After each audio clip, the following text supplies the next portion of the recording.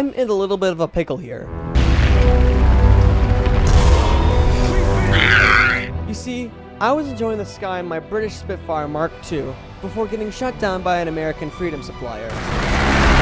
This is because I was completely unaware of the dangers inside War Thunder.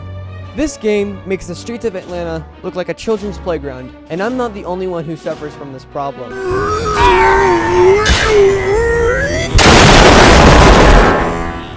So how do I avoid this? There are 3 solutions, the first and most popular being to steal your parents' credit cards and buy a premium plan in War Thunder.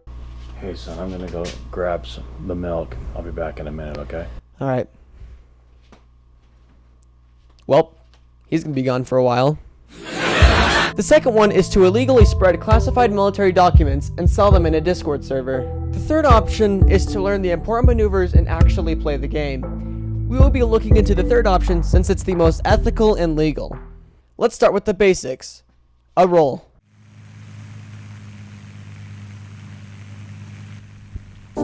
Simply just turn the stick to whichever direction you want to roll. This won't do anything for you other than set you up for more maneuvers. Trying to use this by itself will give you a one-way ticket straight into the nearest building. A more effective but still basic maneuver is the canopy roll. A canopy roll is a maneuver where the pilot rolls in one direction whilst also pulling up on the stick. While mainly used for setting up advanced maneuvers, it does make you a harder target. One of the most common things in dogfights is when the enemy is behind you. This can and will almost always happen in dogfights, so you have to be prepared. This is one of the only times when a canopy roll by itself proves vital. An enemy can approach you on your 6 and have a clear shot at you. When he starts shooting, turn down the throttle and start canopy rolling. This will slow you down significantly, forcing the enemy to overshoot. This is when you become the pursuer. This maneuver requires more precision, especially in World War II era fighters because of their low acceleration. However, if done correctly in top tier jets, you can find yourself doing one of the most famous maneuvers of all time, Pukachev's Cobra.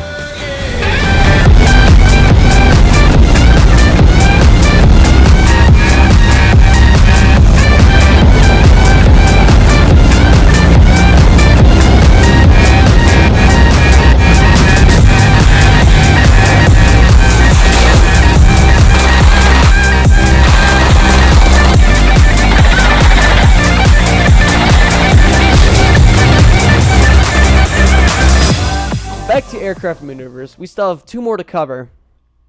To transition from level flight to a near vertical dive, and sometimes back to level flight, we use split maneuvers. To execute a split maneuver, you must roll the aircraft upside down, then pull up. If you want to return to level flight, continue pulling up until you are in level flight. This can be used to gain speed to turn faster, but keep in mind, wherever you go, the enemy follows. So know your foe's aircraft and its limitations before committing. Last but not least, Immerman maneuvers. These are almost the exact opposite of split maneuvers. You start level, then pull up, and do a half loop, then roll to level flight.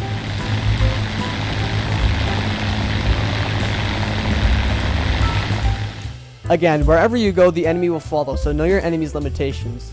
If you don't know your enemy's limitations, you may never know when your enemy may have a better climb rate than you, and he may catch up to you quickly. Now that we know these basic maneuvers, let's try them out.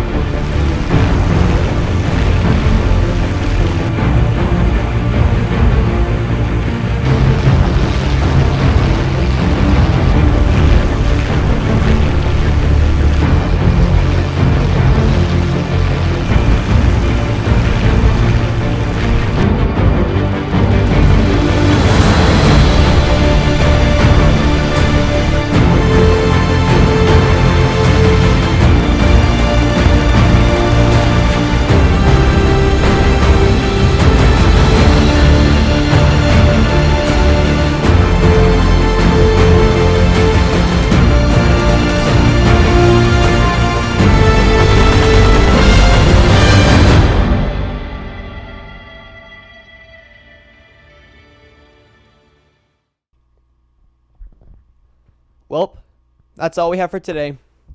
Goodbye. Auf Wiedersehen.